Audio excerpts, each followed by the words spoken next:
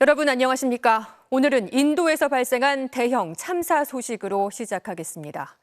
열차가 탈선하면서 맞은편에서 오던 또 다른 열차와 충돌해 1,000명이 넘게 죽고 다쳤습니다. 지금까지 파악된 사망자만 300명 가까이 되는데 아직도 사고 열차 안에 갇혀있는 승객들이 많아서 사상자는 더 늘어날 수 있습니다. 김준석 기자가 보도합니다. 바퀴등 밑부분을 드러내고 옆으로 쓰러진 열차 객차들 위로 사람들이 올라가 있고 바로 옆 또 다른 열차는 앞부분이 구겨진 듯 형체를 알아볼 수 없습니다. 객차 안에 갇혀 있던 승객들은 창문을 통해 간신히 빠져나옵니다. 현지 시간 2일 오후 7시 20분쯤 인도 오디샤주 바자리역 인근에서 승객을 태운 열차가 또 다른 열차와 충돌했습니다. अचानक से मैं वॉशरूम से जैसे ही अंदर आई तो देखी कि ट्रेन अचानक से पूरी टेढ़ी 사고 열차 중 한 대의 객차 10량 정도가 탈선하면서 가까운 선로로 쓰러졌고 이 선로를 이용해 맞은편에서 오는 다른 열차가 탈선한 객차에 부딪혔습니다. 10-15 आदमी मेरा बदन के ऊपर पूरा आके गिर गया। जब पूरा आदमी तोल पर लगा दिया उस टाइम मेरे को मैं सबका नीचे था. 이 사고로 현재까지 290명 가까이 숨졌고 900명이 넘게 다친 것으로 파악됐습니다.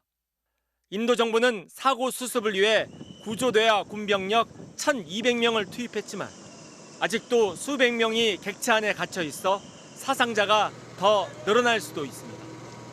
사상자 중에 한국인은 없는 것으로 파악됐습니다. अभी सारा का सारा फोकस रेस्क्यू पे है और कंप्लीट फोकस है जिस तरह से जिनके भी गहरी चोटें आई हैं उनको ठीक जगह पे पहुंचा के उनका इलाज कराया जाए.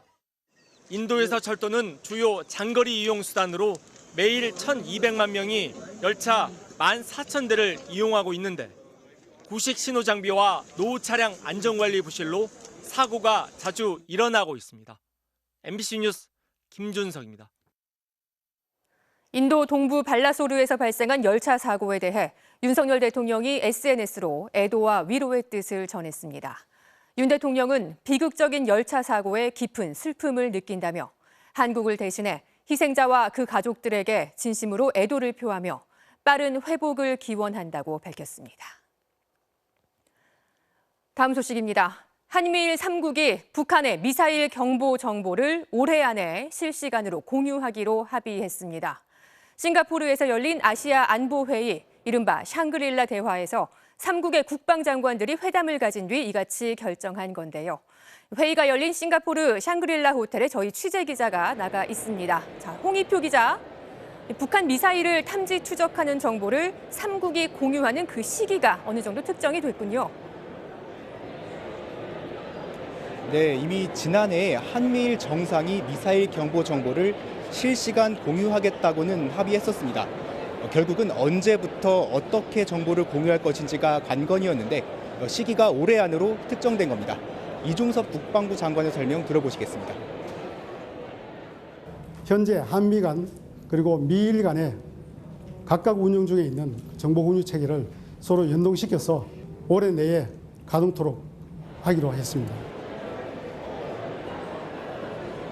네, 구체적으로는 미사일 발사 지점, 예상 궤적과 낙하 지점 등 경보 정보를 한미일 3국이 실시간으로 공유해서 북한의 미사일 발사에 대응하겠다는 건데요. 올해 안에 미국이 주도가 되어서 기술적인 연결 작업을 마치도록 협의한다는 것이 국방부의 설명입니다. 한미일 장관들은 또 최근 북한의 천리마 1형 발사를 규탄하고 2018년 이후 중단됐던 3국 해양 차단 훈련도 재개하는 등 안보 협력을 높이기로 했습니다. 자, 한미일 안보 협력이 계속해서 강화되고 있는 건데 주변국 반응도 지켜볼 필요가 있어 보입니다. 중국 국방장관과의 회담이 오늘이라고요? 네, 이종섭 장관과 리상푸 중국 국방부장의 양자회담은 곧 마무리될 걸로 보입니다. 우리 입장에선 북한 문제에 대해서 중국의 역할을 강조한 걸로 보이는데 얼마나 진전된 논의가 이루어졌을지는 미지수입니다. 일단 회담에 앞서서 한미일 3국 장관들이 대만 해협의 평화와 안정이 중요하다고 강조하면서 중국을 겨냥한 입장을 내놨고요. 로이드 오스틴 미국 국방장관도 연설에서 이 같은 입장을 밝혔습니다. 그러자 회의에 참석한 중국 측 인사가 대만 문제는 중국의 핵심 이익과 관련된 것이라며 어떠한 타협이나 양보도 용납할 수 없다고 밝히며 강하게 반발하기도 했습니다.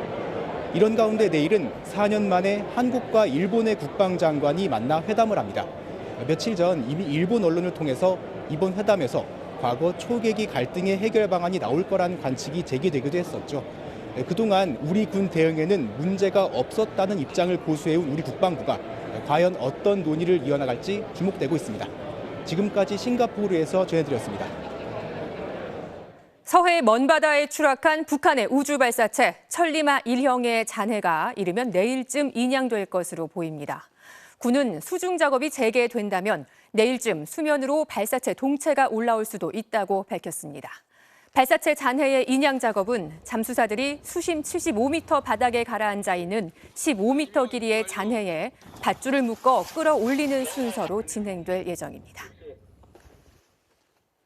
국립 5.18 민주묘지에 참배하려는 특전사 동지회와 이를 반대하는 광주 시민단체들이 또 한 번 맞부딪혔습니다. 용서와 화해로 함께 노력하자. 아니다. 가해자의 고백과 사과가 선행돼야 한다. 팽팽히 맞서다 결국 특전사 참배는 무산됐는데요. 충돌을 막으려는 경찰과 격한 몸싸움까지 벌어지기도 했습니다. 임지은 기자입니다. 오늘 오전 5.18 기념공원 특전사 동지회가 5월 어머니 5.18 공로자회와 부상자회와 함께 추모 행사를 가졌습니다. 당시 부상당했던 분들과 마음의 상처를 입은 분, 또 유족분과 민주화를 열망했던 모든 분들 머리 숙여 진심으로 사죄드립니다. 행사를 마친 뒤 이들은 참배를 위해 국립 5.18 묘지를 찾았지만 입구부터 거센 항의를 받았습니다. 광주 시민단체들이 이들을 가로막은 겁니다. 지난 2월 특전사 동지회는 두 5.18 단체들과 함께 5.18 정신계승과 계엄군 장병을 위한 제도적 지원을 위해 노력하자는 내용의 공동선언을 발표했습니다. 이에 광주 시민 단체들은 가해자들의 고백과 사과가 먼저라며 강하게 반발해왔습니다. 5월 공법 두 단체와 특전사 동지회는 용서와 화해를 위한 대국민 공동선언을 즉각 폐기하라! 특전사 동지회와 함께 민주묘지를 찾은 5월 어머니는 길을 열어달라며 항의했고 특전사 동지회는 무릎을 꿇기도 했습니다. 양측의 대치 끝에 충돌이 일어날 기미가 보이자 이를 막아선 경찰들과 거친 몸싸움이 일어났습니다.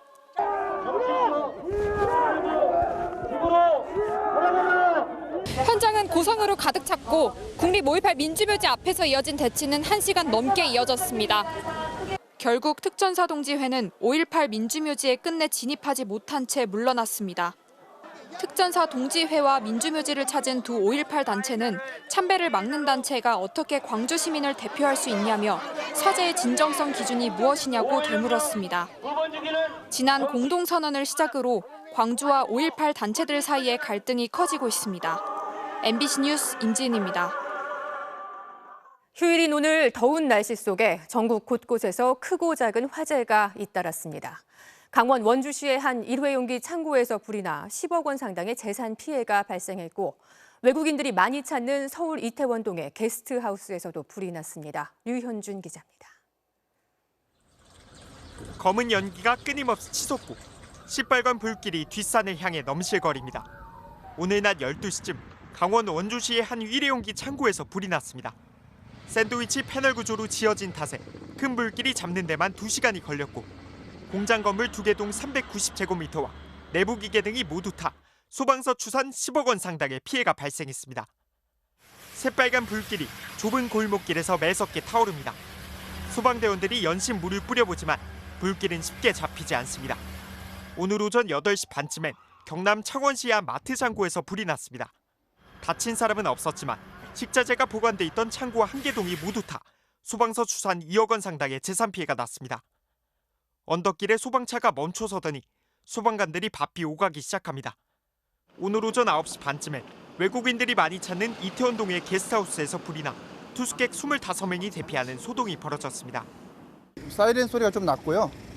밖에 나가 보니까 소방차 2대가 올라와 있었고 외국인 반, 국내인 반 해서. 소방당국은 투숙객이 주방에서 음식을 만들다 자리를 비운 사이 화재가 난 것으로 보고 정확한 원인을 조사하고 있습니다. 오늘 낮 12시 반쯤엔 경기도 성남시 분당구 야탐역에서 주행 중이던 승용차에서 갑자기 불이 났습니다. 혼자 차에 타고 있던 60대 여성 운전자는 곧바로 대피해 다행히 인명피해는 없었습니다. MBC 뉴스 류현준입니다. 2년 전 장애인을 묶어놓고 질식해 숨지게 한 대구의 복지재단 시설에서 또다시 장애인 학대 사건이 발생했습니다. 이 시설은 10년 전부터 폭행과 학대, 인권 침해가 끊이지 않았는데요. 어떻게 계속 운영이 가능했을까요? 시민사회단체가 시설 운영 중단을 촉구하며 무기한 천막 농성에 들어갔습니다. 손은민 기자가 취재했습니다. 파란 옷을 입은 자폐성 장애인 뒤로 사회복지사가 다가오더니 허리를 꼬집고 쿡쿡 찌릅니다. 양보를 잡고 흔들기도 합니다. 이 장애인 몸에선 긁히고 멍이 든 자국이 발견됐습니다. 멱살이 잡히고 뺨을 맞았다는 증언도 나왔습니다. 정말 가만히 있는데 괴롭히고 아니면 방관하고 장애인이라고 해서 어쩔 수 없이 폭행을 당하거나 학대를 당해서는 절대 안 되고요. 대구 장애인 인권옹호기관은 학대가 있었다고 보고 경찰에 수사를 의뢰했습니다. 그런데 이 시설을 운영하는 복지재단에서 학대가 발생한 게 이번이 처음이 아닙니다. 이 재단의 장애인 거주시설에서는 2021년 휠체어 탄 중증 장애인이 문틈에 묶여 방치됐다 목 졸려 숨지기도 했습니다. 폭행과 가혹행위 같은 사례도 잇따라 확인됐습니다. 하지만 시설에 내려진 처분은 고작 과태료 200만 원과 개선 명령 2번뿐입니다. 전국의 장애인 당사자와 가족, 활동가 300여 명이 달성 군청 앞에 모인 이유입니다.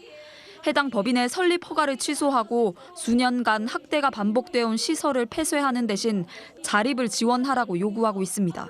도대체 그러면 언제까지 이 시설 안에서 학대가 일어난 시설 안에서 장애인분들을 방치해 둘 것인가, 예산과 시간이 걸린다면 그에 맞는 연차적 계획을 충분하게 구체적으로 수립해야 되는 책임이 달성군청에 있다라고 생각합니다. 달성군은 경찰 조사와 법원의 판결이 나오면 행정 조치하겠다는 입장입니다. 당장 시설을 폐쇄하면 장애인들이 갈 곳이 없고 자립 지원에는 예산과 시간이 더 필요하다고도 밝혔습니다.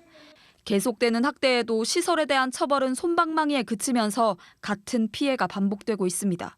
MBC 뉴스 손은민입니다. 지난해 9월 태풍 흰남노 당시 포항의 한 마을에서는 전체 가구의 90%가 물에 잠겨 큰 피해를 입었었는데요. 복구 작업이 더디게 진행되면서 주민들은 지금까지도 일상을 회복하지 못하고 있습니다. 장성훈 기자가 현장에 다녀왔습니다. 지난해 태풍 흰남노로 물바다가 된 포항시 대송면 제내리. 마을 옆을 흐르는 칠성천이 범람하면서 동네의 90%, 800여 가구가 물에 잠겨 폐허로 변했습니다. 해가 바뀌어 거의 8개월이 지난 지금 침수됐던 집을 찾아가 봤습니다. 새로 깐 장판을 걷어내자 시커먼 곰팡이가 잔뜩 끼어 벽지를 타고 오릅니다. 불에요 물이 척척 올라가 행편도 없는데 불로 지금 내렸잖아. 사람 사는 게 이거는 지옥구들이다. 또 다른 집은 텅 빈 채 폐가처럼 변했고 시커먼 곰팡이가 실내를 뒤덮었습니다. 도저히 수리에 다시 살기 어렵다 싶었던지 집을 비우고 이사를 가버린 겁니다. 이렇게 침수된 집을 그대로 둔 채 가족의 집이나 월세를 구해 이사한 집만도 70여 가구에 이릅니다. 주민들은 가구당 600만 원씩 일괄 지급된 재난지원금으로는 최소한의 집수리와 가재도구 구입도 힘들다고 말합니다. 대비해놔도 곰팡이 다 썰었고 기계도 사고 이거 뭐 다 젖어가지고 물건 샀는데 3천만 원 이상 들어갔는데 돈 600만 원가 뭐 이것도 막 까짝값도 아니고. 특히 범람한 칠성천 복구 사업이 아직 시작되지 않다 보니 주민들은 비가 조금만 내려도 지난해 악몽이 되풀이될까 봐 불안합니다. 불안하지요. 그래 비가 오면 그다음 가슴이 또 그리고지 뭐 또 그런가 싶어가. 주민들은 동네가 상습 침수 지역이 된 건 1970년대 포항제철소 건설 과정에서 지대가 낮은 지금의 위치로 동네를 옮겼고 이후 주변으로 산업단지와 도로가 높게 들어섰기 때문이라며 집단 이주를 요구하고 있습니다. 저 2주도 시급하거든요. 아예 가재떡을 장문 안 한 집도 있습니다. 장롱 없는 집도 있고요. 그거 그냥 박스에 담아놓지. 비 오면 또 뭐 다 떠내려갈 건데. 포항시는 추가적인 재난지원금은 현실적으로 어렵고 주민들의 이주 요구에 대해선 내년 초쯤 용역 연구 결과가 나오면 결정하겠다고 밝혔습니다. 칠성천 재복구 사업을 진행 중인 경상북도는 2년에 걸쳐 206억 원을 들여 하천의 물길 확장과 제방 보강 공사를 완료할 예정이라고 밝혔습니다. MBC 뉴스 장성훈입니다. 서울 광화문 일대를 세계적 관광 명소로 거점화하겠다며 2년 전 문화체육관광부가 K컬처 스크린이라는 사업을 시작했습니다. 그런데 애초 사업의 목적과는 달리 지금은 정권 홍보 성격이 짙어졌다고 하는데요. 어찌된 영문인지 김건휘 기자가 취재했습니다. 서울 광화문, 대한민국 역사박물관 외벽의 초대형 스크린에 윤석열 대통령이 등장합니다.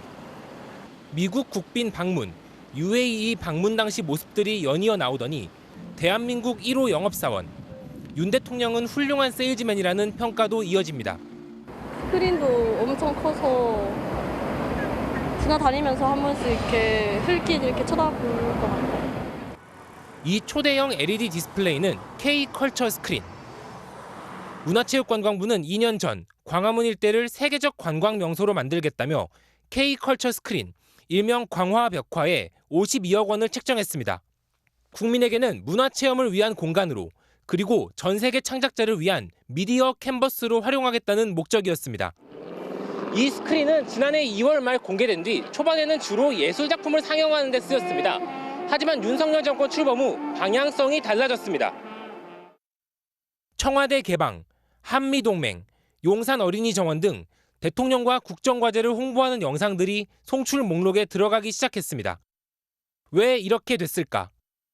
올해 2월 문체부는 K컬처 스크린에서 정부 정책 홍보성 영상의 효율적 관리 체계가 미흡하다며 정부의 주요 정책 홍보 영상물 등을 송출해야 한다는 진단을 내놨습니다. 그 결과 현재 송출 중인 콘텐츠 17개 중 10개가 정권 관련 홍보물이 됐는데 대통령실이 문체부에 직접 요청한 영상도 있습니다. 외국인들이 많이 오는 곳인데 외국인들이 저희 나라 대통령을 알지가 가장 궁금하고요. 관광으로 온 상태에서 그건 정부 잘했다는 거를 올리는 거는 조금 효과가 좀 떨어지지 않을까. 국민들의 생각의 수준이 얼마나 높습니까? 그러니까 거꾸로 가는 어떤 이러한 정책과 그리고 이 홍보 영상에 사실 헛웃음이 나올 거라고 저는 생각합니다. 대통령실은 취임 1주년을 기념하는 영상을 K컬처 스크린에서 관람하고 인증샷을 남기는 이벤트도 진행하고 있습니다. 문체부는 당초 사업 목적에서 크게 벗어나지 않는 범위 내에서 활용하고 있다고 설명했습니다. MBC 뉴스 김건희입니다. 내일은 중국에서 민주화를 요구하던 시민들을 정부가 무력으로 짓밟은 천안문 사태 34주년이 되는 날입니다. 과거에는 희생자들을 추모하는 촛불 집회가 매년 6월 4일 홍콩에서 열렸었는데요. 2019년 민주화 시위 이후 집회는 원천 봉쇄됐죠. 올해도 홍콩 당국은 강경 대응을 예고하며 불심 검문까지 벌이고 있습니다. 베이징에서 이혜인 특파원이 보도합니다. 천안문 시위 희생자 추모 조각상인 치옥의 기둥. 덴마크 조각가가 만든 이 작품은 1997년부터 홍콩대에 전시돼 왔지만 국가보안법이 제정되자 처벌을 우려한 대학 당국이 2021년 철거해 별도 장소에 보관해 왔습니다. 그런데 홍콩 경찰이 지난달 7일 이 조각상을 압수했습니다. 국가 정권 전복 사건의 증거물이라는 게 이유로 홍콩에서 천안문 사태의 흔적을 지우겠다는 의도로 보입니다.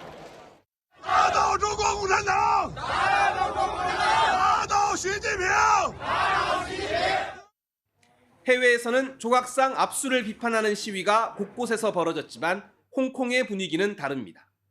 일국양제의 영향으로 통제가 덜한 홍콩에서는 1989년 천안문 시위 이후 매년 6월 4일이면 희생자를 추모하는 촛불 집회가 열렸습니다.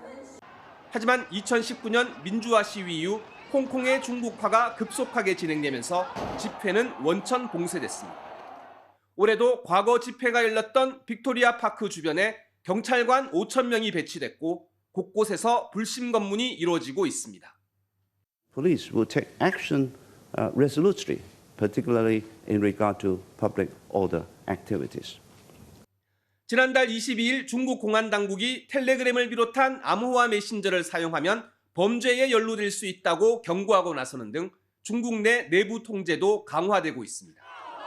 지난해 말 중국 주요 도시에서 코로나19 봉쇄 반대 시위가 벌어졌을 때 시위대는 텔레그램을 통해 정보를 공유한 바 있습니다.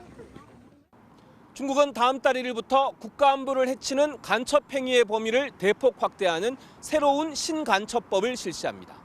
미국과의 갈등이 커지면서 내부 통제를 강화하는 것으로 이 때문에 앞으로 중국에서 천안문 사태는 더욱더 금기어가 될 수밖에 없을 것으로 보입니다. 베이징에서 MBC 뉴스 이혜인입니다.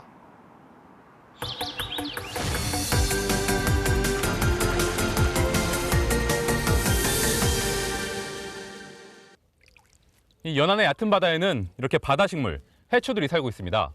해양 생태계에서 아주 중요한 역할을 맡고 있지만 오염과 개발로 서식지가 빠르게 감소하고 있다고 하는데요.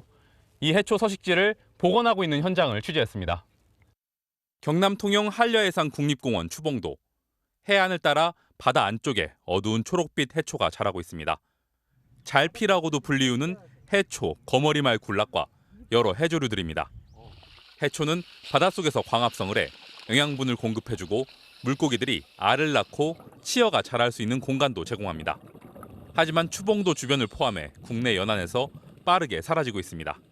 2, 3년 사이에 더 심각한 것 같아요. 어업을 손을 놓는 사람들도 많아요. 그런 바다의 환경이 이렇게 급격하게 강화되니까. 개발과 오염 때문인데 20년 전 연구에서도 1970년대에 비해 최대 80%까지 감소한 것으로 추정되고 있습니다. 이 지역에는 지난해 해초 복원이 진행됐습니다. 생분해성 달걀판에 해초를 고정시킨 뒤 해저에 가라앉히는 방식입니다. 해초들이 제대로 자리를 잡았을까? MBC 수중 촬영팀이 들어가 봤습니다. 복원 1년 만에 해초들이 무성하게 자라고 있습니다. 가시망둑, 일곱 동갈망둑과 같은 물고기들과 작은 치어들도 해초 사이를 헤엄쳐 다닙니다. 해초를 복원한 바다에는 그렇지 않은 바다보다 3배 가까이 많은 생물종이 관찰됐습니다. 치어가 좀 들어와서 자란다든지 그렇게 자라서 나간 치어들은 다시 이듬해 봄에 와서 산란을 하고 그 지속적인 해양 생태가 유지될 수 있게. 충남 태안 안면도의 넓은 갯벌. 갯벌의 최상부는 짠 바닷물에 적응한 염생 식물들의 서식지입니다. 해초와 마찬가지로 개발과 오염으로 서식지가 줄고 있습니다. 복원을 위해 해변에 20에서 30cm 높이의 둔덕을 만들어 갯잔디 같은 염생식물을 심었습니다.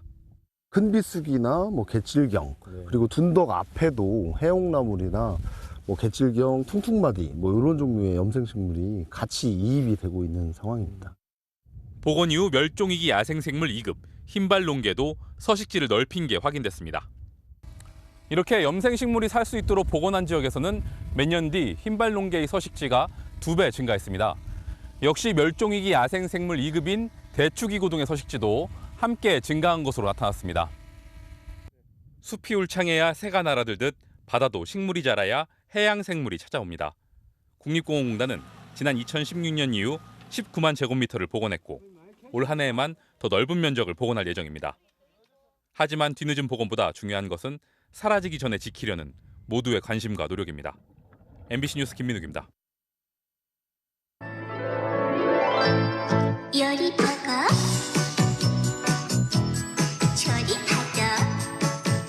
매일 저녁 TV 앞으로 아이들을 불러 모았던 추억의 만화죠. 아기 공룡 둘리가 탄생 40주년을 맞아 오랜만에 관객들을 만나러 돌아왔습니다. 극장 개봉은 사실상 처음이라고 하는데요. 주말에 만나는 문화엔톡 임소정 기자가 둘리 아빠 김수정 화백을 만났습니다. 동그란 눈에 쏙 내민 혀, 볼록 나온 양볼. 장난기 가득한 얼굴이 순식간에 그려집니다. 올해로 40주년을 맞은 아기 공룡 둘리가 예전 모습 그대로 돌아왔습니다. 극장에서 상영하는 건 이번이 지금 처음이에요. 한국 애니메이션은 어차피 안 돼. 극장을 안 잡아주는 거예요. 전시장을 대관을 했어요. 만화가 사회 5대 악으로 취급받던 시절. 둘리를 공룡 캐릭터로 만든 이유도 당시 엄혹한 검열을 피해가기 위해서였습니다. 아동만에 대한 검열은 난도질이라고 할 정도로 동물을 의인했을 때 받는 검열이 조금 완화가 되죠. 하지만 둘리를 통해 가장 아이들다운 게 무엇인지 보여주고 싶었습니다. 7살 전후 아이들이 좀 많이 움직일 때예요. 사고도 많이 치고 둘리가 하다못해 뭐 놀다가 무엇을 깨고 하는 것들도 이거는 나야. 난 거예요. 어딘가 부족한 둘리의 친구들도 그렇게 만들어졌습니다. 다들 뭔가 부족하고 더구나 이제 아이들 같은 경우는 계속해서 뭔가 시도하고 배우고 그러면서 커가는 과정이잖아요. 아이들의 전폭적인 지지를 받으며 TV 만화와 영화로 제작됐지만 후속편을 내놓지는 못했습니다. 계약이 어찌 됐는지는 잘 모르겠지만 어쨌든 5년 동안에 23억을 갚아 나갔어요. 이제 다음 작품을 하려니까 실탄이 다 떨어진 거예요. 만화 웹툰의 인기가 높아졌어도 작가들의 현실은 여전히 녹록지 않습니다. 디지털 시대다 보니까 빨리 모든 것이 빠르게 가잖아요. 거의 뭐 기계처럼 그려내야 되는 거예요. 작가들이 버텨낼 수 있겠는가? 둘리를 응원하던 아이들이 이제 고길동의 애환을 이해할 만큼 커버린 지금 70대 노화백은 관객들이 변치 않는 마음으로 둘리를 품어주길 바라고 있습니다. 시간이 흘렀다고 배신을 때리면 안 되죠, 그죠? 어쩌다 보니까 길동씨의 마음을 뺏겼던 자기의 어떤 그 자신에서 길동씨와 둘리를 같이 동시에 내가 품을 수 있는. MBC 뉴스 임소정입니다.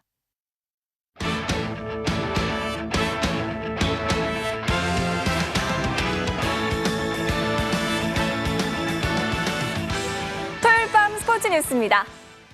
프로축구 전북이 선두 울산을 완파했습니다. 경기 막판 조규성과 문선민의 연속골에 화끈한 세리머니로 경기장을 지배했습니다. 김태훈 기자입니다. 선두 울산과 7위 전북, 양 팀의 격차에도 불구하고 전주에는 4년 만에 2만 명 넘는 관중이 들어차 라이벌전의 열기를 실감하게 했습니다. 클린스만 감독도 국가대표 명단 발표를 앞두고 경기장을 찾았습니다. 후반 중반까지 지루하던 흐름은 전북이 조규성과 아마노주, 문선민을 투입하면서 완전히 달라졌습니다. 후반 38분 아마노준이 크로스를 올렸고 조규성이 머리로 선제 결승골을 터뜨렸습니다. 부상에서 돌아와 터뜨린 시즌 2호 골로 홈팬들을 열광시켰습니다.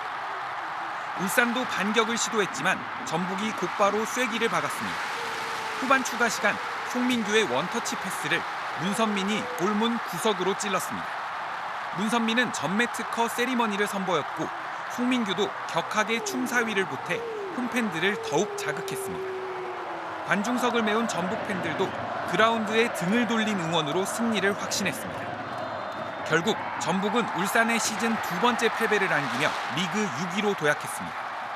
많은 관중들 앞에서 이렇게 홈경기에서 이렇게 승리할 수 있어서 진짜 너무 벅차고 너무 기쁜 것 같습니다. 저희 팬분들한테 이렇게 또 전북의 자존심을 지켜줄 수 있었던 그런 경기였던 것 같습니다.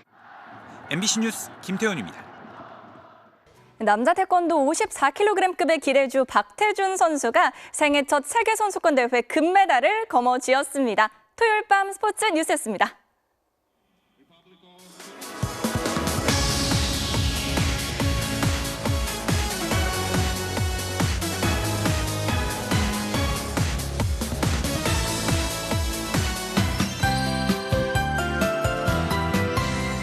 (6월의) 첫 주말 잘 보내셨나요? 본격 여름을 알리는 시기인데요. 당분간 평년보다도 더운 날씨가 이어질 거란 전망입니다. 휴일인 내일도 서쪽에서부터 훈풍이 들어와 한낮에 서울의 기온이 27도, 대구가 30도까지 오르는 등 오늘만큼 덥겠습니다. 낮 동안 볕도 무척 따갑겠습니다. 대부분 지방의 자외선 지수가 매우 높은 수준까지 치솟아 피부 노출 시 20분 안에도 벌겋게 홍반이 생길 수 있으니까요. 나가실 때는 꼭 선크림 잘 발라주시고 또 모자나 선글라스도 챙기시는 편이 좋겠습니다. 내일은 오후 시간대 경기 북부와 강원 북부 내륙 산지로만 5mm 안팎의 소나기가 지나는 곳이 있겠습니다. 현재 위성 모습 보시면 전국의 하늘 맑은 모습인데요. 내일도 서해상에 위치한 고기압의 영향을 받겠습니다. 아침 시간에는 중부와 호남 내륙 쪽에 안개가 다소 짙어지는 곳이 있겠고요. 제주 해안에서는 너울성 파도를 조심하셔야겠습니다. 내일 아침 기온 보시면 서울 등 전국이 15도 안팎, 강릉은 19도에서 시작하겠습니다. 낮 기온은 껑충 올라서 강릉이 31도, 대전과 광주 28도까지 오르겠습니다. 다가오는 현충일에는 제주도 지방에만 비 예보가 나와 있고요. 당분간 30도 안팎의 낮더위가 계속될 걸로 기상청은 전망했습니다. 날씨였습니다. 6월 3일 뉴스데스크 여기서 마칩니다. 시청해주신 여러분 고맙습니다.